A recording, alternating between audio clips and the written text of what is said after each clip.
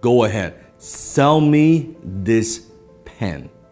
Today I'm going to teach you how to sell anything to anyone, anytime.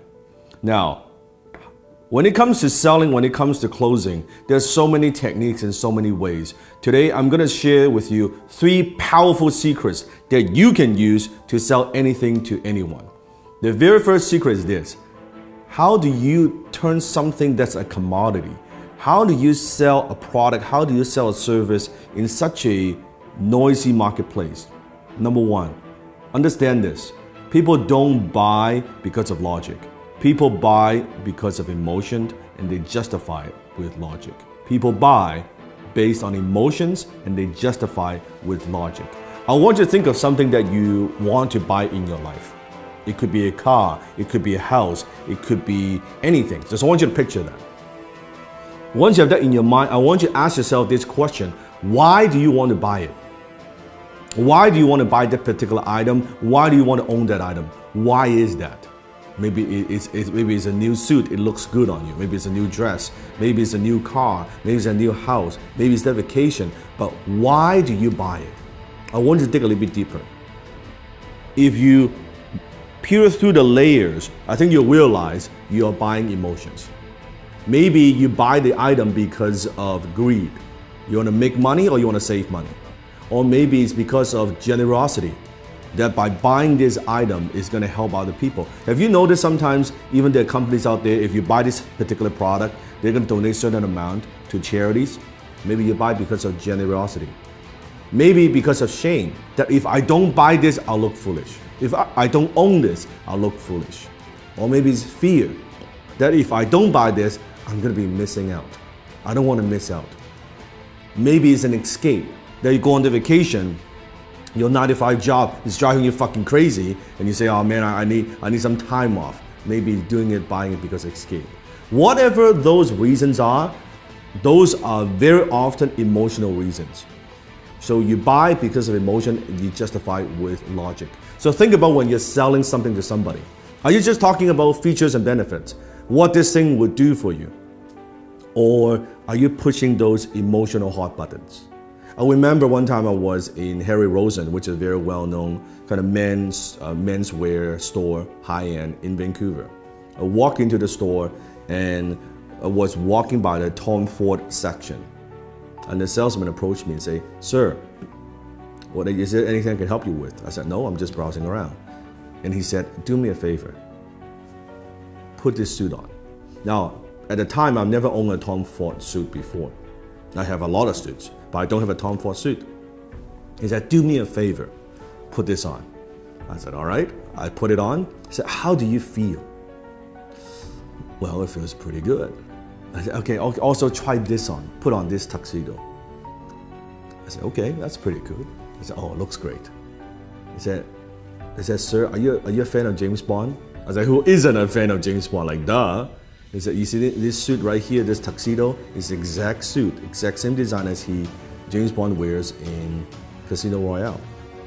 You know the scene when he was gambling? He said, fuck, it looks good, right? And before you know it, I bought the damn fucking tuxedo, right? And it's a lot of money, costs a lot of money. And if you think about that, what am I buying? I'm buying emotions. What I'm buying is this. I'm buying when I wear this tuxedo, I feel good. As a James Bond fan, I feel like James Bond. Even logically, I know this, of course, is not James Bond. I'm not James Bond. But emotionally, it takes me there. This is cool that I own, I wear the same tuxedo, the same fit, right? The same everything. And then he upsold me on the damn, like the shirt and the cufflink, the whole 9 yards, right? That's what I'm talking about. People buy because of emotions and they justify with logic. You have to understand that. Don't push your products. Don't just push your services. Don't push the features and benefits. Think about what are those emotional hot buttons that you're pushing. Number 2, people don't buy their way into something. They buy their way out of something. It means people very often, they're buying something because they have a problem they want solved. They want to buy their way out of that problem. People don't buy the drill. They want to hold on the wall. So what is it that you are helping them solve? What problem? What is it? What is that thing? You have to understand. So I always say the amount of money that you make is in direct proportion to how deep you understand your marketplace's pain. The amount of money you make is in direct proportion of how deep you go, how much you understand your marketplace's pain. So you have to understand what it is, what are the pains that people have, and how can you help them relieve some of that pain. So think about that. Number 3, people don't buy products and services, they buy stories. Because when there are so many choices out there in the marketplace, on the internet, any product that you want, there are hundreds and hundreds of choices. How do you stand out? How do you add emotions to a commodity, a pen? What's the difference between a $2 pen like this or an $800 Mont Blanc John F. Kennedy limited edition exclusive pen? $800 pen. It's the same pen. It has the same functions. Story. When you add story to an item, suddenly when you add the John F. Kennedy, the president's story attached to a brand, to a logo, it is 10 times more valuable. It is 100 times more valuable. It is 300 times more valuable than a particular pen. All because the story, it writes the same. A $2 pen you can write too. That's the difference. So think about what's the story? How can you inject stories into everything that you do? Maybe it's an origin story. How did you get started? Why do you do what you do? What are also stories of your customers?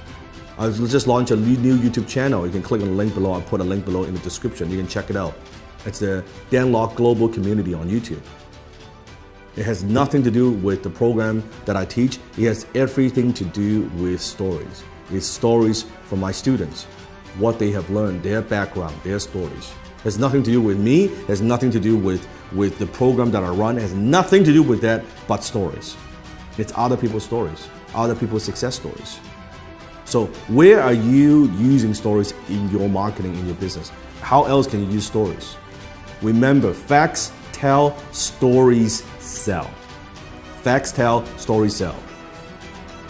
So comment below, tell me, based on these 3 secrets, how will you sell me this pen? Go ahead, comment below, sell me this pen.